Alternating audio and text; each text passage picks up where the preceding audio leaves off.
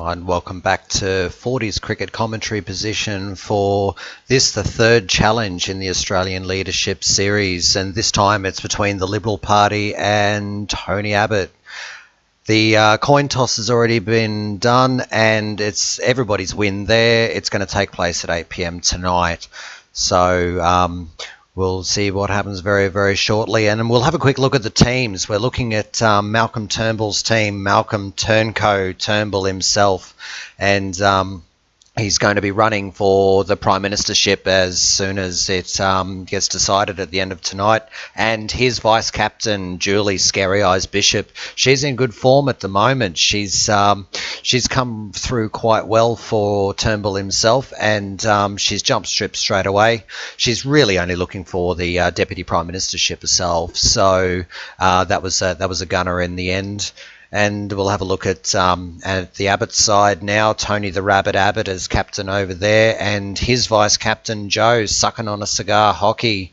Well, his form's not that good at the moment. He's probably going to jump ship either way at the end of it and sail forward and congratulate the winner at the end, because all he's really sort of worried about is his treasury position at the end of the day. And that's where he'll go forward. Now, it could go one of two ways. Abbott could win tonight. He'll maintain his position as treasurer within the Liberal Party. But then Turnbull could win tonight and he could turn around and drop him like a sack of shit, in which case tomorrow morning he'll be lining up at Centrelink with the rest of the crew there. And that's not a good thing on a Wednesday, because he's still got 13 weeks to go before he can get a payment out of them anyway. The rest of the parties in either side don't really matter, because it's all going to come through in the end, that they'll all come forward and congratulate the winner anyway, because they'll all want to maintain all of their positions. So we'll leave them at that. But there's controversy there as well, looking at it with both sides of the Liberal Party in this split situation not wanting it to be a carbon copy of what's happened in recent years with the Labor government in previous prime ministerships with Julia Gillard and Kevin Rudd. And they don't want it to be a copy of what's going on there, where we're constantly changing between one and the other with Rudd and Gillard. But we do remember that they were jumping up and down for joy when this all happened within the Labor Party a couple of years ago, and they were supporting it right the way from the word go.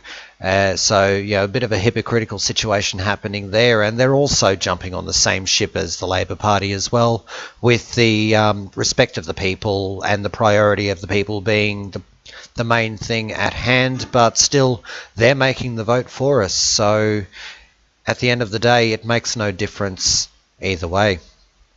But we'll have a look at what we've seen from out the front and inside of Parliament House in Canberra earlier on, and the supporters for Turnbull are amazing. You've seen them all there with their horns and the streamers carrying on. It's like the Barmy Army at the Ashes Test a couple of years ago over here, and it's ridiculous. I mean, we've got Paul Bongiorno, Laurie Oakes and Graham Richardson all out there doing nudie runs out on the green in front of Parliament House. They're even over there doing cartwheels.